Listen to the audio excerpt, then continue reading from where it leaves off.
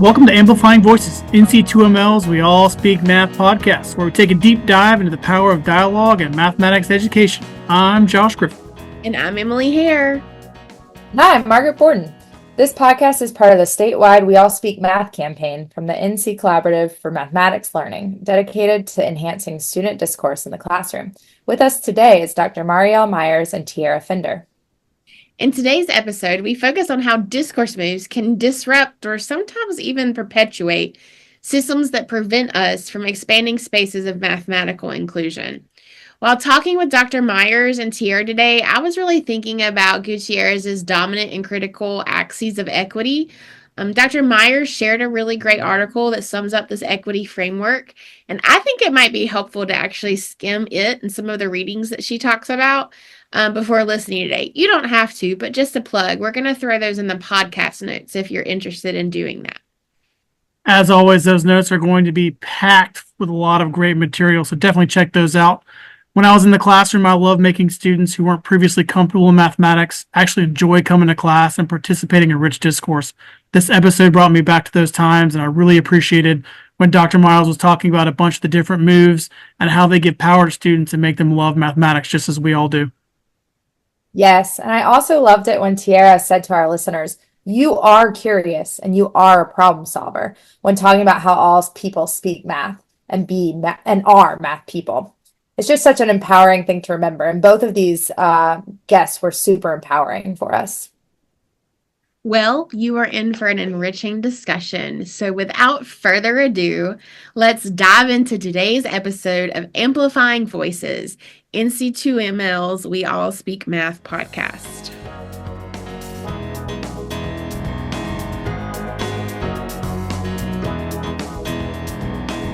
Welcome to the We All Speak Math podcast. We're so happy to have Dr. Marielle Myers and Tierra Fender with us today to talk about how to move beyond the math for all perspective and to consider how these discourse moves we've been talking about this whole semester and the past year might disrupt or perpetuate systems that prevent us from expanding spaces of mathematical inclusion. Dr. Myers, could you start us off by telling us about your current role and the path that led you to the work we're doing today? Yes, thank you all for having me. I am so excited to be here. My name is Marielle Myers. I was born and raised in Durham, North Carolina. So this is an exciting full circle moment to be connecting with North Carolinians doing amazing work. I'm a product of Durham Public Schools. I, always loved math as a child and felt drawn to it. There were definitely lots of times in that experience where being, a Black girl in kind of high level mathematics classes, I may have been the only one or one of a few. And so it was really studying math at Hampton University, a historically Black college, where I really flourished. There were 9 math majors in my class. And so I got to do like amazing, deep, high level mathematics in a small setting. And that was the first time that I was ever able to engage with math and not worry if a misunderstanding or something would be tied to my identities. And so that was a really liberating experience. I always wanted to teach. I used to teach my baby dolls like I was going to be a teacher. And so I came back to North Carolina State to get my master's in math ed and taught in Wake County Public Schools. And then also got my PhD in math ed. And it was during that time that I really started to pay attention to the students that I was teaching. The admin wanted me to teach upper level math classes because of my degree, but I really was interested in the students that were in the remedial courses. I kind of thought, well, if I know so much math, why shouldn't I teach there, right? Like that's where my expertise should be. And so we had a project-based learning program at Southeast Raleigh. And so I have been trained in PBL and stuff, but I really wanted to teach those kids. And it was then that I really saw what happened when students were underserved in mathematics for years, right? And I saw kind of these kind of compounding effects that really motivated some of my dissertation work. And that really kind of propelled me into understanding like the role of identity and equity and diversity in math teaching and learning, which I now kind of center in my teacher preparation work. And I've been now in higher ed for 10 years. That's so awesome. I'm also a fan of PBL and know a couple people that have worked at that school. So off camera, we ought to talk about that. Tierra, could you tell us about your current role and the path that led you to the work we're doing today? Yeah, hello everyone. So currently I am a math specialist in Charlotte-Mecklenburg Schools, but I've actually been an educator all over the country. So I started in Arizona. My background in math, like growing up, was very traditional, very individual. And so I got the opportunity, I was in Arizona, to do work with the Center for Recruitment and Retention of Math Teachers in Tucson. Just a great opportunity to really dive into manipulatives, hands-on discovery learning. And then there was also amazing math circles there, math teacher circles. And so really diving into concepts and making sure I could make connections between different, like the vertical alignment, what's happening at different places in mathematics and across different contexts too. And then I used that when I went to California. In California, a big difference for me was, even though I've been doing hands-on discovery, playing with manipulatives, it was the first time I thought about the difference between group work and group-worthy work, and really pushing on that.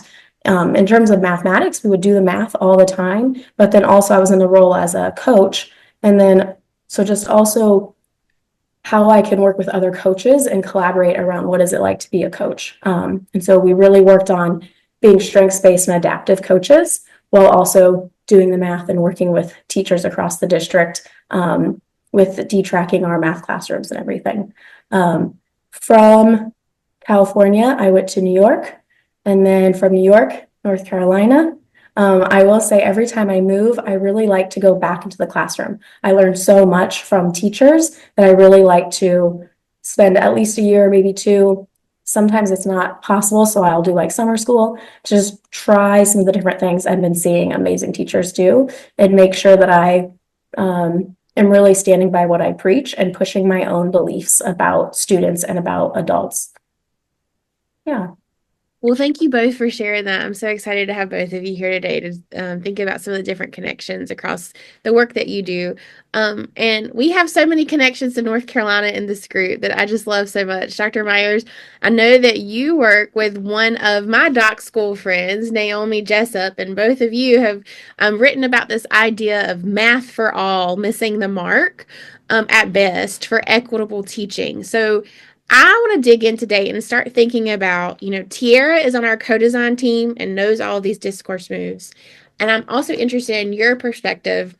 For one of the things we've been trying to understand about this campaign is that what makes these practices that we're talking about equitable? For whom, when, under what circumstances? So can you tell us a bit about your work in that area? And then Tierra, I'm going to be interested to talk about like the connections to some of the discourse moves we have. Dr. Myers? Yeah, so that paper actually, I think, was a result of a Facebook conversation. So that paper and that whole work came out of someone posted in one of the math ed groups on Facebook, hey, I'm going to be teaching elementary methods next year. This is a new space for me. Who can suggest stuff? And in the comments, several of us posted about like different CGI related topics, but several of us also said like, I use the CGI book, but I also do this. I use the CGI book, but I also do that. I use the CGI book, but here is a critique or thought I have about it. And so just in kind of mining those comments, we realized that, okay, there are a lot of us that value the work of cognitively guided instruction. For those that, have investigated that in elementary schools, right? It has been kind of a stronghold, if you will, in math ed for years. But we also each talked about different things that we felt were necessary to supplement it. And it was interesting because several of us that were on that thread came up in programs or maybe with advisors that really did kind of center the work. But in our own experiences, and it was several scholars of color, we recognized what we thought were some really shortfalls. And so we then kind of had an offline conversation like, hey, well, does anybody want to keep talking about this? And in doing so, we really realized that CGI can be a very powerful framework, but we also, I think, all resisted, excuse me, the notion that it was like the Holy Grail. And we really were concerned about the ways that it did not explicitly it didn't explicitly address maybe a broad conception of equity, and it didn't explicitly address different areas of intersectional identity. So from there, we started having some conversations about Rochelle Gutierrez's 4 dimensions of equity, which have, I think really guided so much work in the field to think about, well, where might CGI kind of align with these dimensions, right? And what may be missing, and how is the supplemental work that we're doing kind of addressing that piece.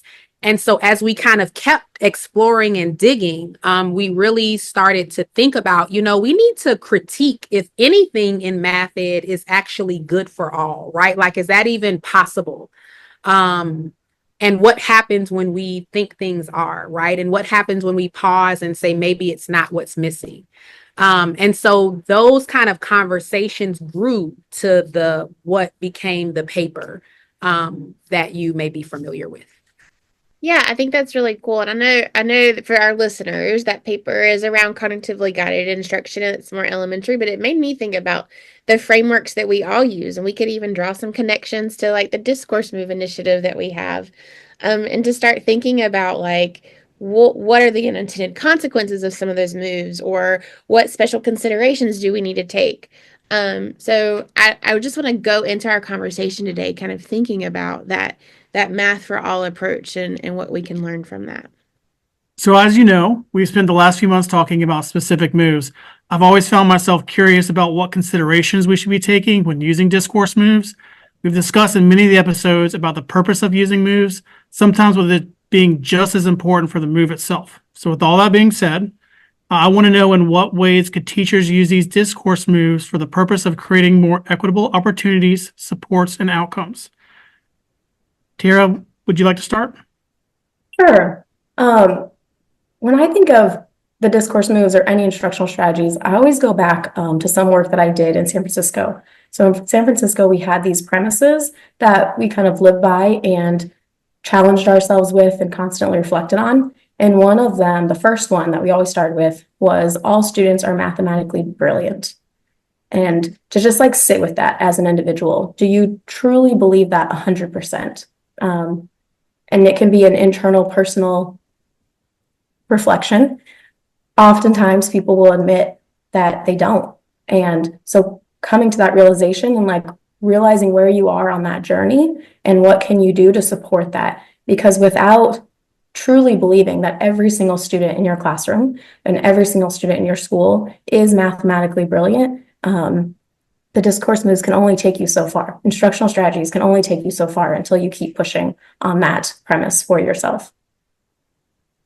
I absolutely love that. I think that the way that a student thinks about themselves mathematically is really important. And we all know, we've all been in the classroom, we've all seen it, those kids that I can't do math, I can't do this, they immediately shut down. So that identity of, yes, you can do it, yes, you are good enough, is very, very powerful. So thank you. Dr. Myers, do you have anything to add to that? I don't think I have anything to add specifically to that. I think I have some thoughts that will kind of come up a little later. I mean, I love that kind of centering of identity, because we do hear so much, people that think they aren't math people, and, parents are like, oh, I'm not a math person and neither is my child. And it's kind of like, no, this is not a genetic thing, How let's dare not you? say that, right? So yeah. You actually saying that reminded me of this PD that we were just at last week. We were talking about growth mindset versus fixed mindset. And it was this idea, some of the participants came to this realization that like even pushing back and telling people that you are a math person could come across as like a fixed mindset. If you believe you are math, like that sense of I am telling you, you have to be a math person can come across in a way versus like just understanding we're all on our own journey and it's okay to be where we are and identifying with who we are and pushing and challenging ourselves to move forward. Oh, this is beautiful. And it leads me so nicely into thinking about our professional learning toolkit as you're talking about professional learning. Um, and so for those of you who are familiar, we have this professional learning toolkit as part of our campaign, and it includes slideshows that introduce each move. And in each slide, we always ask about the unintended consequence of using some of these moves.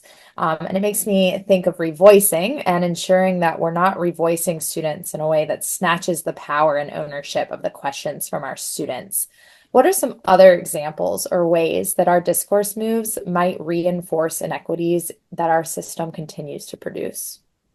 Marielle, what are your thoughts? I have a few thoughts there. So, one thing is that some students are a little more kind of introverted, right? And for them, mathematics has been kind of like an individual type of activity. And so one thing that I love about the discourse moves, right, is that when they happen over time, we kind of can build this culture that discourse is actually very central to mathematics, right? And I think that that's actually important to kind of disrupt the notion that mathematics is this kind of fully internal and individual type of activity. And so that's very important, especially when we think about the communal nature that is very central to certain students and certain groups of students, right? Discourse also really kind of aligns with that. And by having ideas kind of out on the table, I think it can create spaces of shared ownership about ideas. And so it's not like this is my idea and my answer, and you stole it and I can't, share it with you. So I think that that is really important.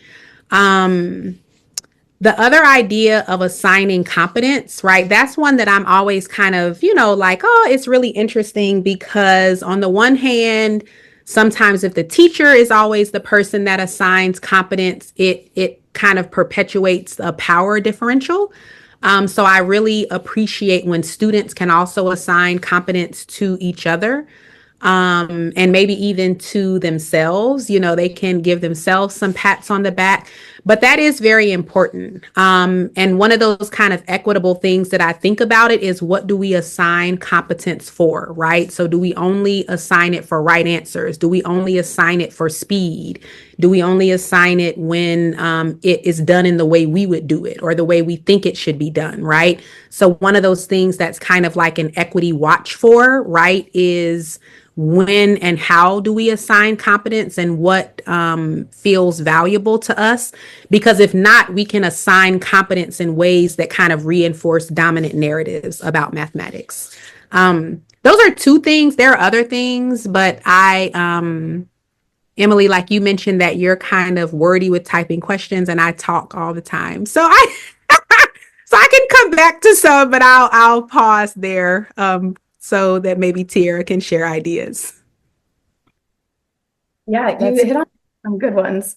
I was going to say, I love when you brought up the shared ownership because I'm the same way when it comes to assigning competence. To me, it's this idea that like students are working together collaboratively, and then you can see a teacher come over and assign competence to one student at that group. And it's kind of like, you just walked over. How do you know that that's the one student that did this work for the whole group?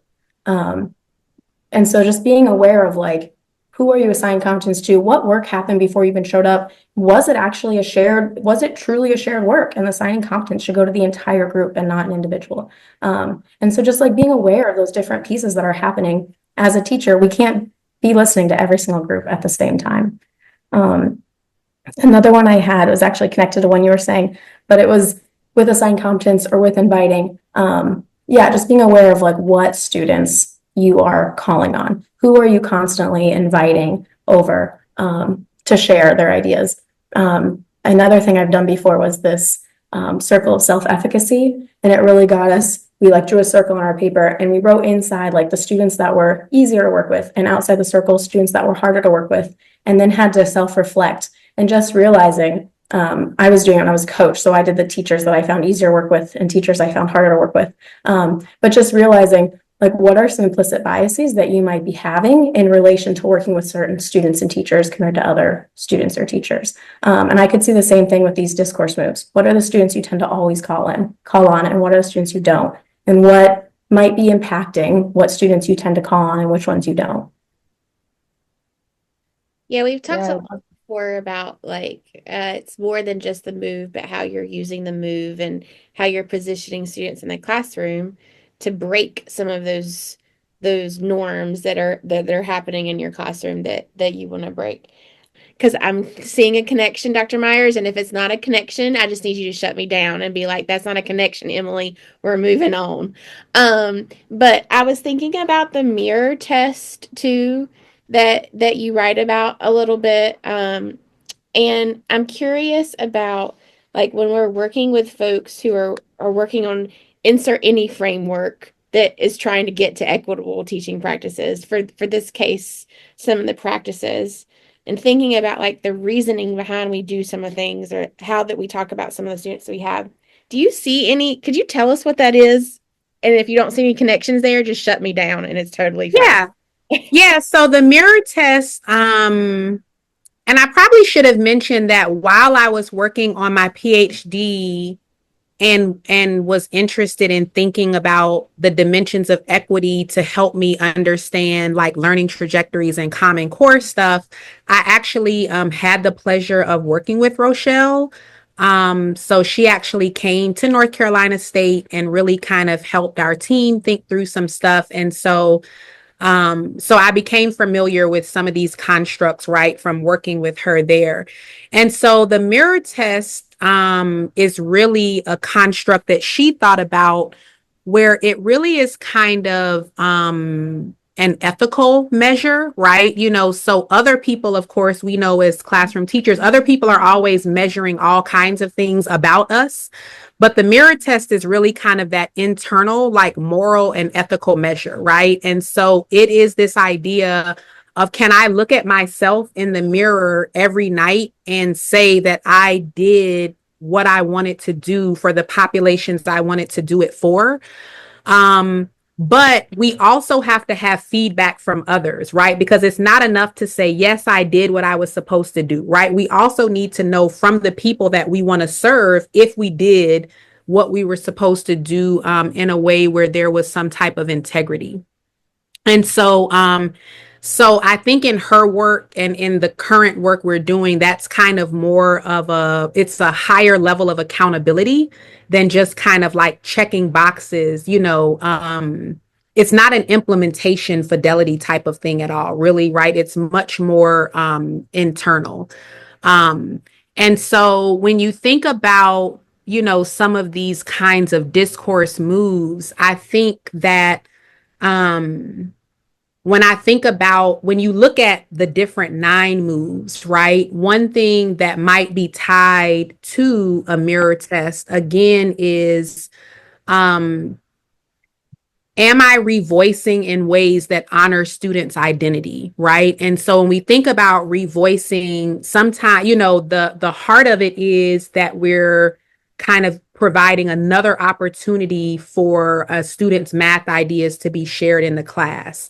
Sometimes when that happens, it also happens in ways where we are modifying language so that it's more, quote, standard English, right? And in doing so, we can be sending messages that the ways that students talk and communicate are not really acceptable. And so, right, so that's one of those things that it's like, okay, yes, I revoice, but did I do it in a way that honored who students are and their identities? Because if every time my ideas come out of the teacher's mouth or somebody else's mouth, they come out in ways that are not ways I said them, that makes me question, am I enough? And if not, then maybe I just won't share my ideas anymore. Um, Also, again, that kind of going back to that conversation of assigning competence, who are we assigning competence to, and how and why? Um, when we are thinking about advancing student thinking, are we doing that for students that we think are, quote, deserving, right? Our, quote, high level thinkers. And so do we use that as a way to say, oh, these are kind of my high flyers or my gifted students. And so I really want to advance their thinking, but maybe others don't quite deserve that. Or, even this notion that everything in mathematics is linear. So because you haven't checked these boxes, you're not ready to yet be advanced in some way, right? So for me, some of those things are kind of that moral check. Whereas if you look on the surface at talk moves, you see some people that talk about, okay, make sure you use them all, right? Try to use them, with students of different genders and gender identities, right? Over the course of a lesson or a unit, try to make sure you get to them. But there are some deeper issues that I think are there. Tierra, is there anything you want to add to that? I think, Marielle, I think you did great. Thank you. Yeah, I love how we're honoring students' identities to not only prepare them to engage with the mathematics, but also in life and the world around them. I think that's absolutely fabulous. Yeah.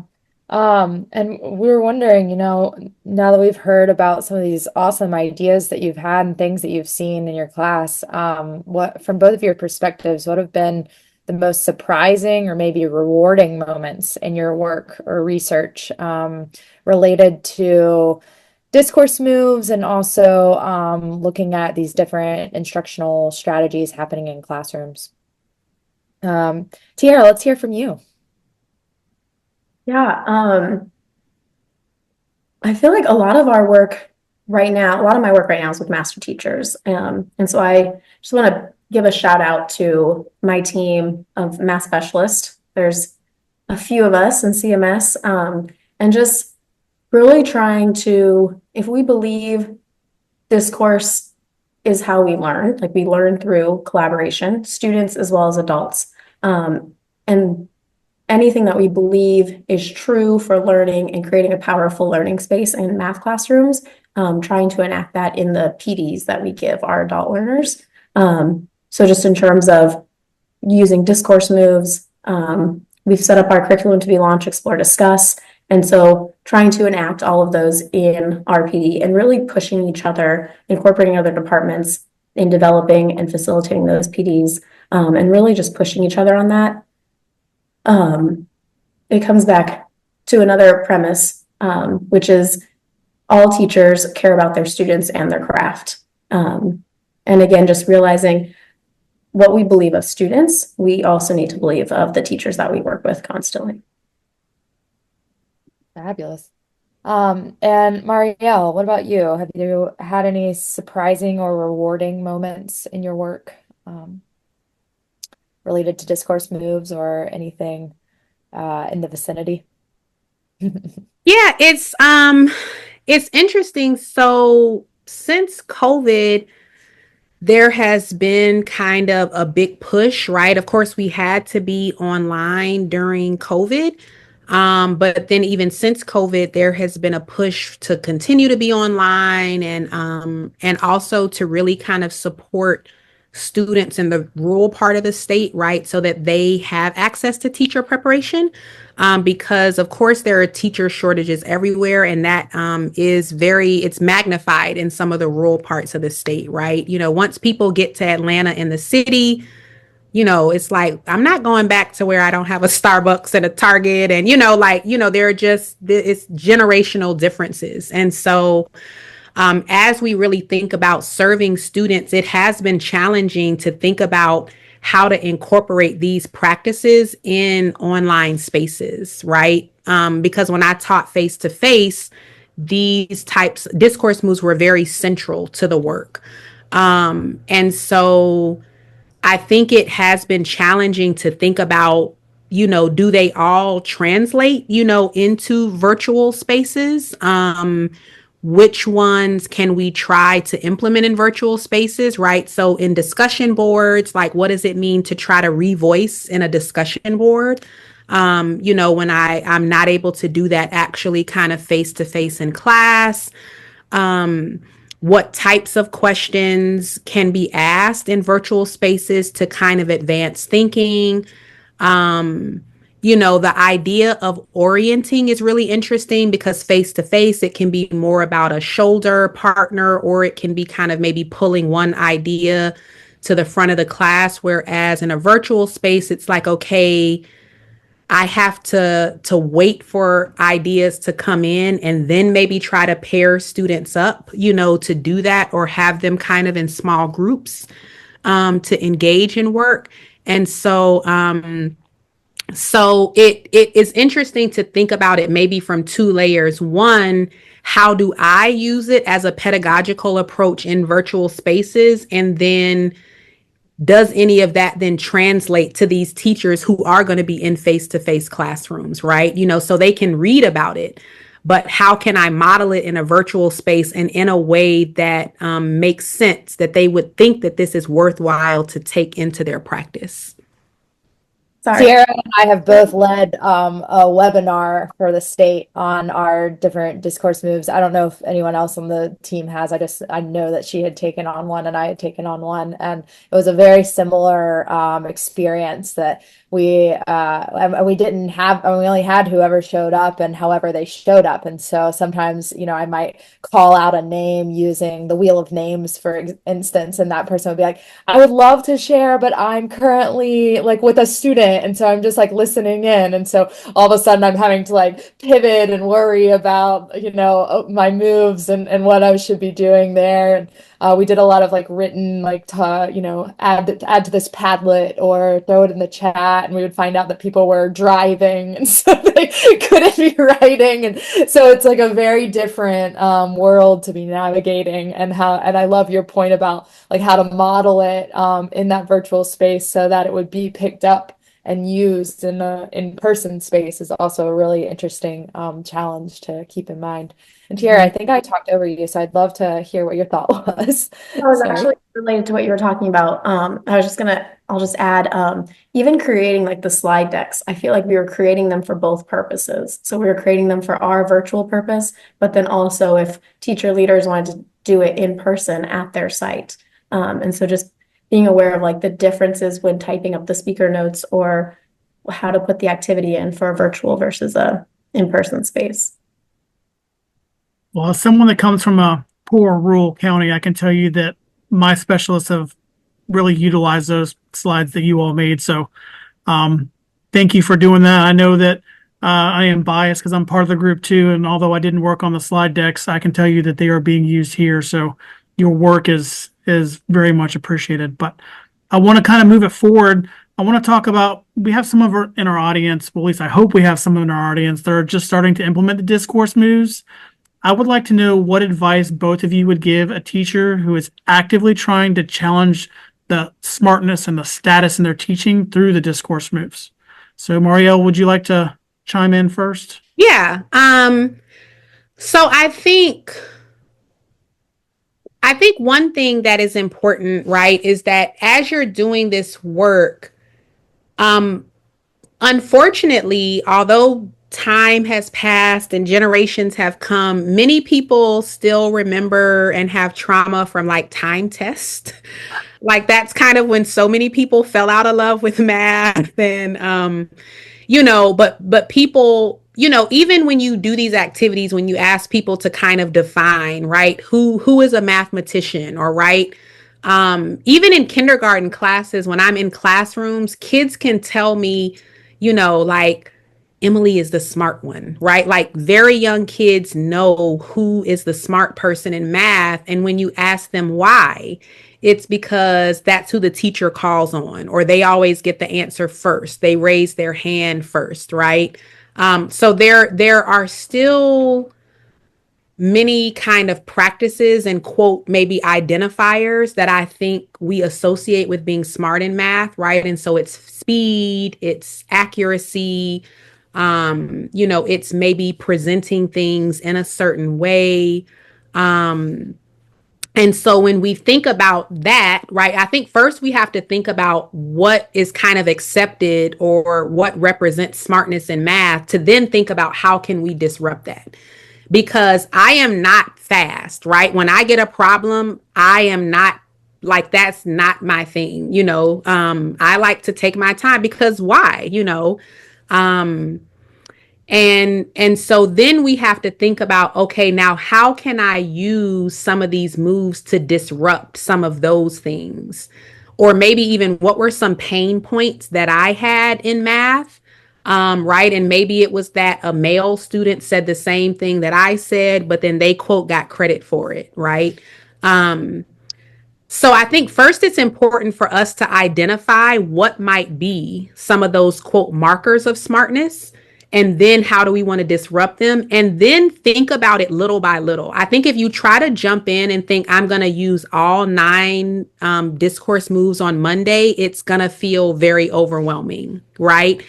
So for me, a next thing that's important is like, what are some of these that I may already be doing that I just don't have the language for? I didn't recognize that I was actually doing this. And then maybe how can I be more intentional to use that in a way that disrupts some of the status quo? And then maybe try to pick up other things, here and there. Maybe try to have like a discourse move of the week, right? And try to center using one of those, over time, right? So that it becomes more natural.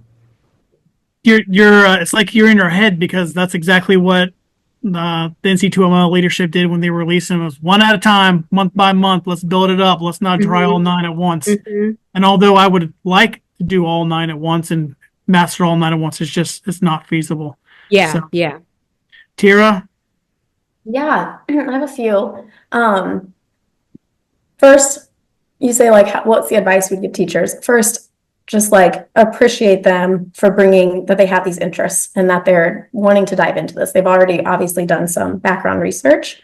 Two, I feel like it'd be really important for them to find a partner at their school. So maybe they can observe each other, they can plan together. You might even be somebody that's not a math teacher, which brings me to my third one, which is doing the math. Really like digging into, as a learner, how would you tackle this math problem? What are different ways you could approach this math problem? Bring in perspectives from teachers that don't teach mathematics so that you have more diverse ideas about ways to approach a math task. And really thinking through to those different multiple abilities that are needed when you're doing a math task, which reminds me too of the multiple ability treatment is a good strategy to implement with students. I would also support, obviously, seeing your own students outside of the math classroom, really being aware of the different strengths that they bring into your classroom, into the space. And then also trying to stay away from labeling language. So often it's so natural. We probably did it when we were growing up. We've heard it from so many other people in society, educators, etc., that use leveling language of low and high and smart or not, and those students and all these things that are categorizing our students. It just creeps into our mindset and we can use them without realizing, but the more we use them, the more that it's actually like impacting the actions and the decisions that we're making. And the other thing I would say too is just self-reflecting on what are the actions we're taking and what's the message that those are communicating. For example, you can tell students this task has lots of different strategies or lots of answers, but then if at the end you go back to the board and you walk through one strategy, the message you're communicating is math has one right answer. So realizing that what we say needs to align with our actions. You were talking about staying away from labeling language. It made me think of, I think we talked about this earlier in the podcast too, but we have these different frameworks that have the best of intentions of moving progress along for more equitable ways of teaching. But like one example from the CGI work was like you have the physical modelers versus the relational thinkers now, and you've just replaced language of my low babies and my high flyers with that kind of language. And so it's also making me think about, but as this focus on discourse, I've heard teachers talk about like, well, those kids just don't like to talk. Or those kids like to talk. I don't know if if y'all have experienced that before. Does that feel like the same thing, or does that feel different? And how could we think about creating spaces where we all feel like we belong and have something to say in the classrooms? Does anybody have any thoughts on that? Yeah, I think we have to think about why people may not want to talk, right? So some people are quiet and introverted, and that's who they are, right? And I think we have to recognize that. Some people have had very kinds of traumatic experiences, right? And they may not want to talk to kind of like protect themselves and protect their self-esteem because they have been kind of knocked down in the past. As our classrooms continue to become more diverse with different languages and dialects and things of that nature, that is also something to really think about, right? And so even in thinking about the discourse moves, right, how can we pair the discourse moves with what we know about language and language development to support students? Because there are some places where there can be some beautiful overlap between the 9 discourse moves and some of the different frameworks for language and for some of the earlier students' language acquisition, because they are still really kind of acquiring a second language in addition to their home language. And so I think we have to think about why people may be quiet, and again, not attribute that to smartness, right? So just because you're not talking doesn't mean you're not smart. And it also doesn't mean that people that talk all the time are smart, right? So I think that that's something to kind of even dig into a bit. I would agree. I love that you brought up this idea of like really diving into why different people aren't talking. I think that you're right. There's tons of reasons. Even introvert itself, which is like one path, there's tons of different ways that people exhibit introversion. And even realizing, like I would consider myself an introvert, but even realizing that it's not that they're shy, that's something different. It's more this idea of where you get your energy from. And so an introvert might just need some more time to collect their thoughts. But then also, I think another thing is realizing too that the experiences students have had, there are some students that might have just been shut down all day, like constantly been told no, or like nobody said their name. And so like, how are you creating this space where students feel welcomed and that they can be brave, and that you are open to bringing in lots of different ideas, which is another strategy that makes me think of is the cogens, the co-generative dialogues. Which is just this idea of like bringing in different student voice outside the math class or outside of class, to talk through like, what does the classroom look like and what can we do to strengthen it? What are you noticing? What ideas do you have? What should I try out? How can you partner with me and be a leader in this classroom to help create this space where people can share? I know I did a coaching once before, and we specifically talked about getting students to talk more, but just getting those ideas from students. We're all in the classroom. We're all equals in that sense.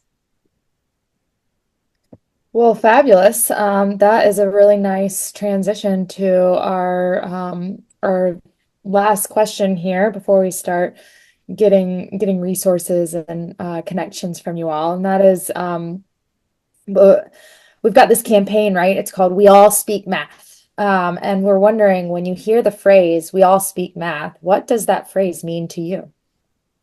So Marielle, start us off since we just were hearing from Tierra. I mean, I think it means, right, exactly what it says. But because we do, right? So when people say they're not math people, like my kind of tagline that I'm really working with now is like, we actually are all math people.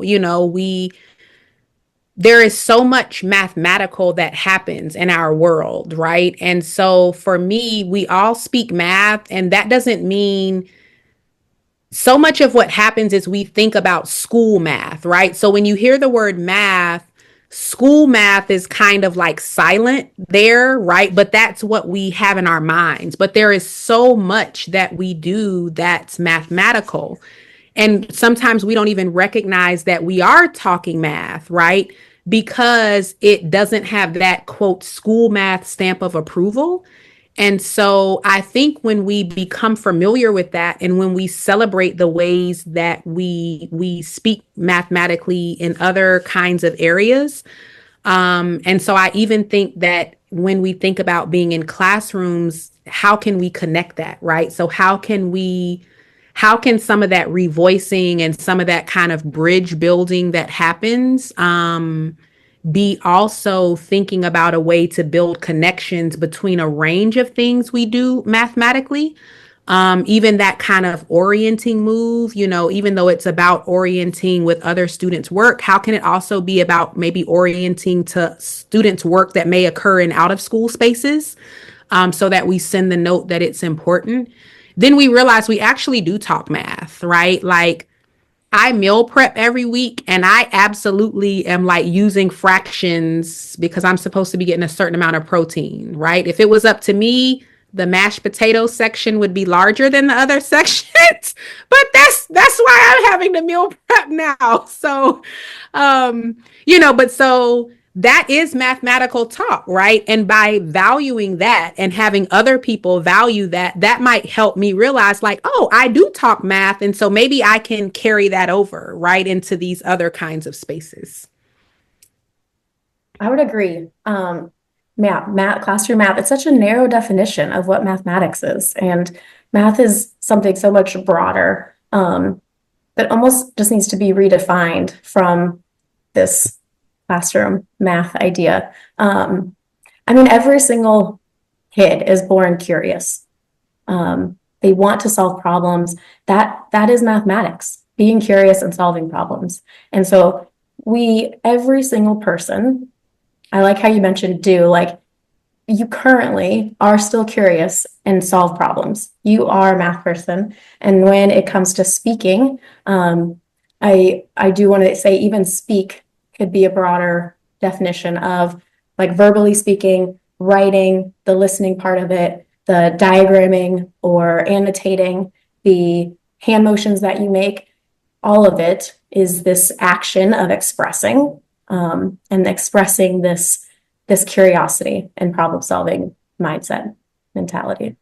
Yeah, you're not wrong. Maybe it should have been called We All Communicate Math, but that just doesn't seem to have the ring to it. It doesn't roll off the tongue Yeah. like we all speak math. But I totally hear that. Well, thank you both for sharing your insights with us today. Marielle, I hear you have a new book coming out. Do you mind telling us about it? Oh yeah. Maybe I should grab a copy. You can feel if you want to grab a copy, feel Yeah, free. I'll do that because they're right here.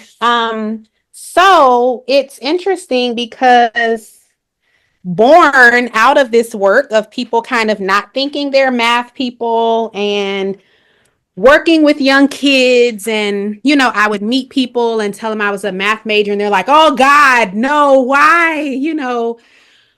Or they would say, I hate math, I'm not a math person. Or they would say, you must be a genius. And I'm like, no, that's not true. The truth is, I like math, I enjoyed it, and my parents created spaces to nurture it. And I had a lot of opportunities to engage in and with mathematics. And so I try to disrupt that every time I hear it, because I don't want people to think, oh, you're a genius, that's why you're good at it, or you were born this way, because then that allows them to not have to engage, right? And then when I also meet like parents and caregivers, and they're like, oh, sure, you can count to 10. And so kids are always counting for me. And so So I wanted to create ways to support young kids to honor the beautiful mathematical things that they do outside of school, as a way to help them identify as young mathematicians. And I also wanted to create ways for parents and caregivers and families to talk math in the home, by thinking about things that we commonly do that we can maybe be a little more intentional about. So this is my book. It's Operation Feed the Ducks with Marley the Mathematician. So my dad took us to feed the ducks every Saturday. And he told us that ducks only like the end pieces of bread. Now, as an adult, I think it's just because we didn't eat the end pieces of the bread growing up. So in the story, my brother and I are going to feed the ducks, and we're trying to collect in pieces of bread from all of our neighbors so we can have enough to feed the ducks so that none of the ducks are disappointed. And so like you can see like in this spread, that's the main character based off of me, and that's my little brother, my dad. But so we're making a plan, and so we're going to get bread from the ducks, and we're counting it, and we're counting by ones, and then we're having so much bread, and it's like, oh, is there another way we can count faster? And we're counting by twos. And so the book is intentionally written where the main character like pauses and asks the reader questions, to kind of engage them to help with the story. And so there's like calendars in here because calendars are an important part of math, and there are problem solving pieces in the story, and there's a plot twist in the story. But even writing the story was one thing, and then the illustration process was very interesting. So like here you can see a spread of like I'm counting by twos, my brother is counting by ones, right? But so like making sure the illustrations really supported building like one-to-one correspondence was important. And so kind of like the tagline I've been working with in this book is that we are all math people. And I also was very intentional about the character, kind of self-identifying as a mathematician to kind of broaden who gets to be a mathematician. And she calls herself a mathematician because she likes math and she likes numbers, and she uses it to help her do things that are important to her. And so there are a lot of layers in the story. But so I kind of did a soft launch 2 weeks ago and sold out in 3 days. So I had to get more books. That's so exciting. It's been phenomenal. But I'm just so excited that families and will start to kind of have these conversations, and I hope it will be like a healing experience for everybody to just kind of talk numbers, about traditions that they have. This one was feeding the ducks, but whatever those traditions are. So when is it going to become available again, and how can we get it? So it is available again now. I placed 2 more orders, so it's available again now. And the website is www.marleylovesmath.com. And the social media on Instagram is also Marley Loves Math. But so it is available on the website. I'll be shipping out more orders today. And I'm also really excited at the top of the year to think about working with the book with teachers. Because I created some activity sheets to send out with the book and coloring pages, but I also am really excited to work with teachers to kind of show them how they could use the book to kind of plan like a week's worth of math lessons and activities that all come from the book, how they can differentiate. Because I've built in kind of some of those challenge problems in the activity sheet, right? So like, you were planning for 20 ducks and you got 20 pieces of bread, but what if 40 ducks showed up? Like, what can we do on the spot to get there, right? So I really want that math talk, those conversations.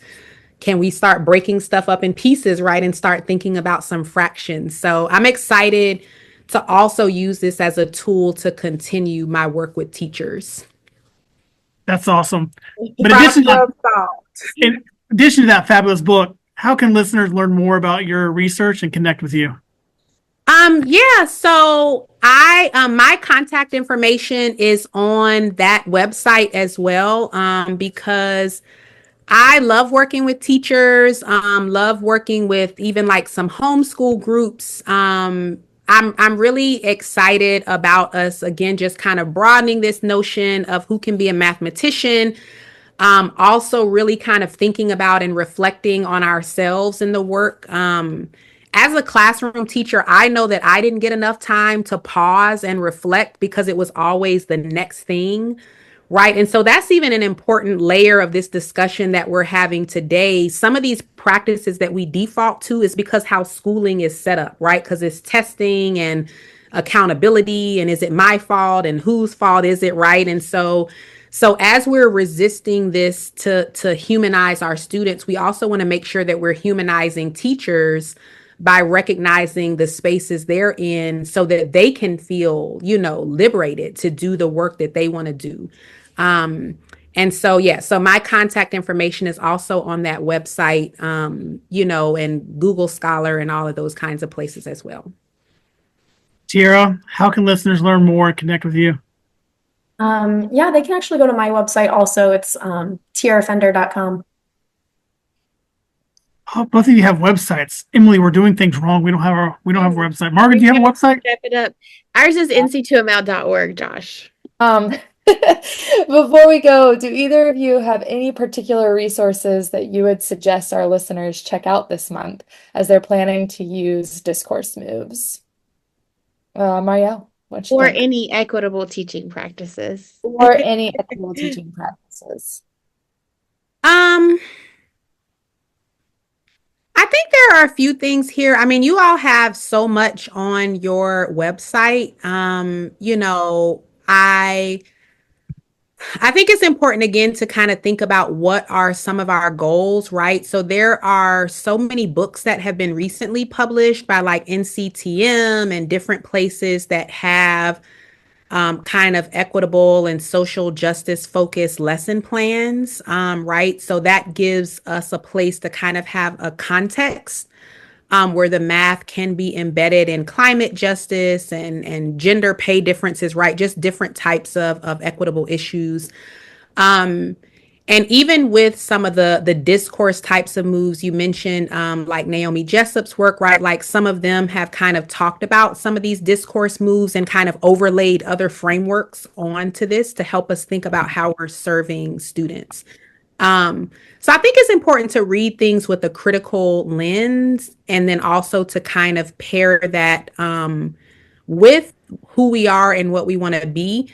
And for people that have not maybe had an opportunity to think about the 4 dimensions of equity, I think that is a very transformative piece. And one of the articles that Dr. Gutierrez wrote about it is very accessible in the Team Journal, and it's digital, it's free access. And maybe I can send the link and maybe it can be like included when the podcast goes out, because it was written in a way that I think will be accessible to everybody. We will definitely include that in the podcast note. Thanks for that mention. Tierra, do you have any resources that you would like to share with our listeners? Yeah, I will first I'll share the book. So a book that I think changed my practice the most is called Smarter Together. It's written for elementary, but I have used it for all grades. So I highly recommend that. It's an easy read. And again, I think it had the most impact on my practice to date. I also would say finding out about the math circles in your area and joining those math teacher circles, I think are huge. Just being able to find people that are interested in diving more into math and education, instructional practices, conceptual learning. And sometimes it's nice to have people outside of your school building. So yeah. And then the last thing I would say is also on the MC2ML website, in addition to the 9 discourse moves, we have new from this summer was the resources for creating an environment for discourse. And I think those are really great. I know once during this podcast, we mentioned that idea of like, sometimes teachers are just like, I can't get my students to talk. I feel like that's a more common statement to hear these days after we went away, coming back and trying to get students to communicate. And there are some really good resources in there. I've even used some to guide PDs and support teachers as well. So yeah. These are great references for our listeners. If you just Google NC Math Teacher Circles, the Google site comes up, and applications are actually open for the summer camps for this summer in Ocracoke and Cullowhee at the NCAC campus. So plug for that for those of you who are listening. Well, that's it for today. Thank you everyone for tuning in to listen to our We All Speak Math podcast. Marielle, Tierra, thank you for joining us for this episode. It was so wonderful to learn from you today.